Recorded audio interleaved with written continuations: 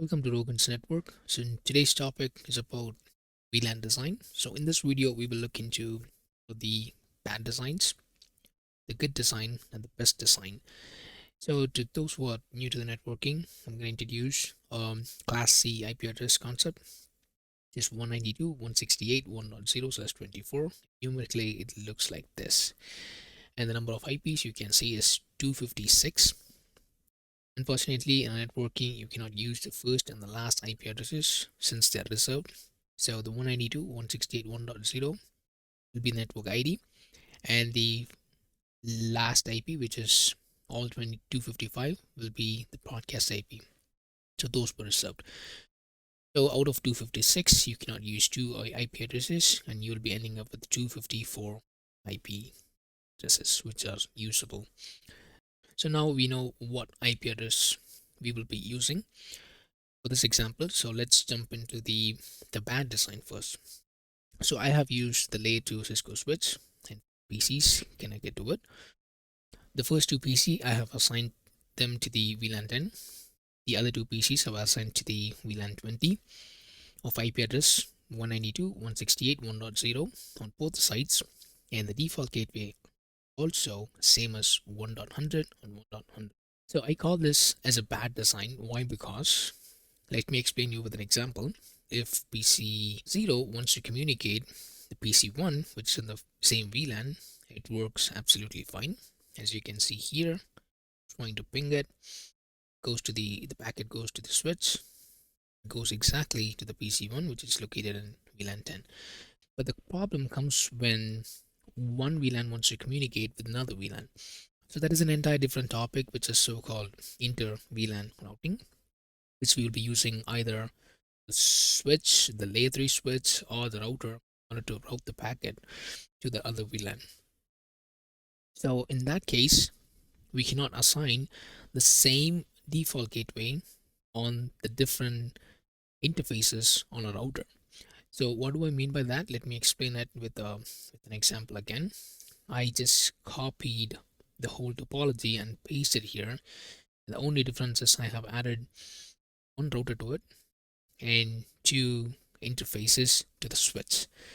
Now let's configure the, the default gateway IP in the router. So let me go into the router config, and the interface, first one will be interface G00, IP address 192.168.1.100. For the second interface, I'm going to assign the same IP because we're using the same default gateway. The 192.168.1.0 network is overlapping the Gigabit Ethernet 0/0. So meaning that the interface on the router cannot be assigned the same default gateway. So that is the issue. Let me just show you another example in the layer 3 switch as well. Why doesn't it works? Let me go into it's the same topology again, added two interfaces to the layer 3 switch, and let me just configure it. So in the layer 3 switch, we will be using the interface VLAN, which is SVI. And let me try to add the IP address, which is 100. And let me try to add the interface VLAN 20 and assign the same IP address. Again, it overlaps with the VLAN 10 IP address, which we assign here. The reason that I call it as a bad design is that you cannot assign the same IP address, the default gateway IP address, to the different interfaces. So that's when the problem comes in. So when I started learning for the first time, I just did this mistake. I don't want you guys to make the same mistake. And after that, I just tried to design myself a good design, which is nothing but the copy of the same topology again. The first two PCs in the VLAN 10, other PCs in VLAN 20, and I used different networks. So 192.168.1.0 network on the VLAN 10, and on the VLAN 20, 192.168.2.0 network. So that's the first rule that we learned in the previous videos, right? The VLANs must be in the same subnet. So VLAN 10 is in the same subnet, and the VLAN 20 is in the same subnet. It's completely different, right? And now when you communicate from VLAN 10 to VLAN 20, it will work because the default KPI address is completely different, and the network is also different, and the IP address can be assigned to the router interface with no doubt. Let me show you an example. That one too. Let me add the router and two interfaces to it. It has to carry the VLAN 10 and VLAN 20. There are so many different ways which we will be seeing in the next videos, upcoming videos. So I have already assigned VLAN 10 and 20 to the specific PAS Ethernet 0/5 and 0/6 before, so that I don't have to waste your time in showing a simple demo. So for this one, let me go into the config mode, the router. For the first interface, let me assign 92.168.1.100. And for the second interface, which is /1, I'll assign 2.100. There's no problem in assigning the IP address which is on a different network, and the router absolutely takes it. Now that we have assigned the IP address to the specific interfaces, let's go ahead and try to ping from the PC0, which is in VLAN 10, to PC2, which is in VLAN 20. And we just grab the CLI, ping P2 168.1.2. So the first packet always fails because it's going to resolve the ARP address and then it tries to ping it. So basically, so this is why I call it as good design, because the interface is not overlapping with the different IP addresses.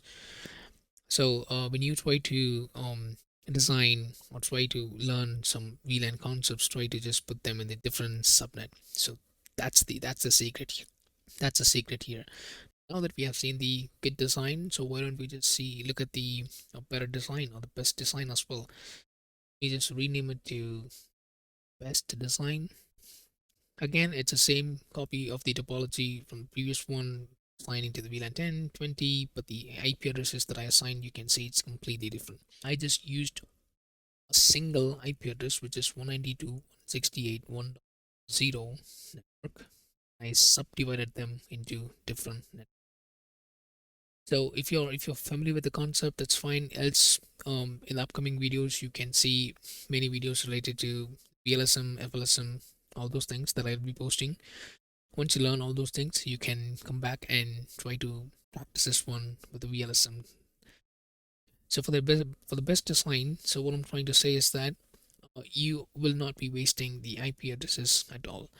So in the previous example, in the Git design, we just used only 3 IP addresses, like for the PC1, PC0, PC1, and then the default gateway, and we have wasted almost 251 IP addresses.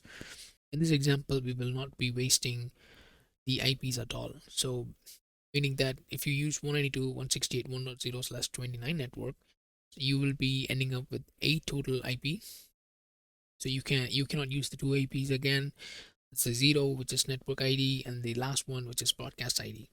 And then from out of 8, you cannot use 2, so you'll be ending up with only 6 usable IPs. So I have assigned 1.1 here, 2 here, and for the gateway, I'll be using like 1.6 or something. And if you want to create another VLAN, the switch right here, you can use that one too. So that's the reason I just left some room in it for the development. So that is for the scalability purpose. So this kind of design will be helping much more in understanding the design, and also it will be easy to troubleshoot as well. So last but not least, the takeaway from this video is put the VLANs in different subnets. Hope it's informative for you guys. Thank you so much, and stay tuned for the next videos. And until then, bye now from Rogan.